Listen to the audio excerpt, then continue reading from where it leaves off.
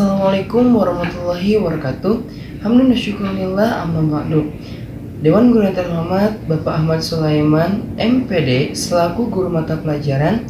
Di sini kami dari kelompok 2 dengan beranggotakan saya Muhammad Afiq Maulana dengan Salsa Nur Fazira, Alia Revalina, dan Muhammad Yusuf Solihuddin yang akan mempresentasikan materi ilmu kalam mengenai Isra dan Mi'raj. Isra Mi'raj merupakan perjalanan agung Nabi Muhammad SAW menuju langit ketujuh untuk menerima perintah sholat dari Allah Subhanahu wa Ta'ala. Kisahnya bermula pada suatu malam pada tanggal 27 Rajab. Isra Mi'raj ini sebenarnya memiliki makna yang berbeda, yaitu Isra dan Mi'raj. Isra merupakan perjalanan Nabi Muhammad dari Masjidil Haram di Mekah ke Masjidil Aqsa di Yerusalem. Sedangkan Mi'raj memiliki arti kisah perjalanan Nabi dari bumi naik ke langit ketujuh dan dilanjutkan ke Sidratul Muntaha, akhir dari penggapaian. Untuk menerima perintah Allah Subhanahu wa Ta'ala menjalankan sholat 5 waktu dalam sehari semalam. Kisahnya bermula saat Rasulullah SAW mengisi waktu usai Isya dengan tidur lebih awal, agar dapat bangun pada sepertiga malam terakhir untuk sholat. Namun malam itu, Malaikat Jibril datang ke rumah mengunjungi Rasulullah SAW, lalu mengajak Rasulullah keluar rumah dan bepergian melaksanakan Isra Mi'raj menggunakan buraq bersama Jibril dan Mikail, dan kemudian dalam sekejap melesat menuju Masjidil Aqsa. Sebelum tiba, Jibril sempat mengajak Rasulullah SAW sholat di beberapa tempat. Usai sholat, Rasulullah melanjutkan perjalanan menuju Baitul Maqdis.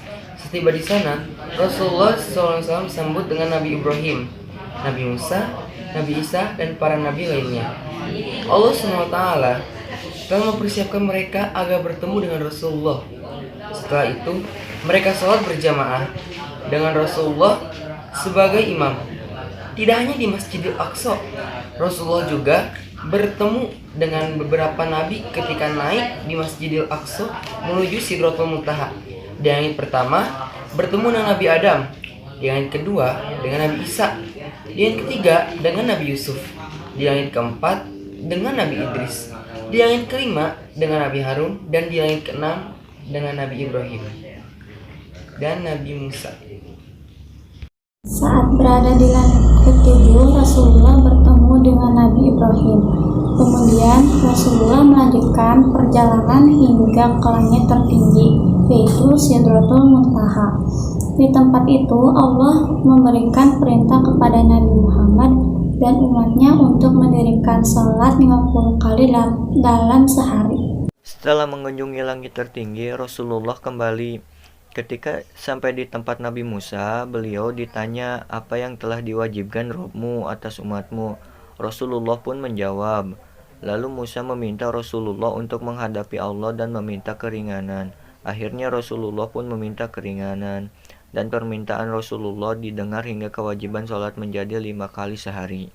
Adapun hikmah dari peristiwa Isra Mi'raj, yang pertama, waktu sholat wajib, yang kedua, waktu untuk halwah, ketiga, ujian percaya hal gaib, 4, waktu sebagai bentuk penjelasan, 5, waktu dikabulkan doa, 6, waktu berkumpul, 7, waktu terbaik dari 1000 bulan, 8, waktu turun wahyu pertama, 9, waktu mustajab yang mulia, 10, waktu terbaik untuk pikiran.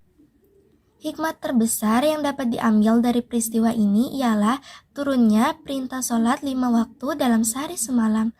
Momentum ini sebagai bukti bahwa betapa pentingnya amalan ibadah itu bagi umat Islam.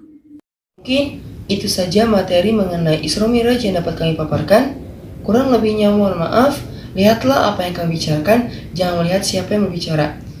Wassalamualaikum warahmatullahi wabarakatuh.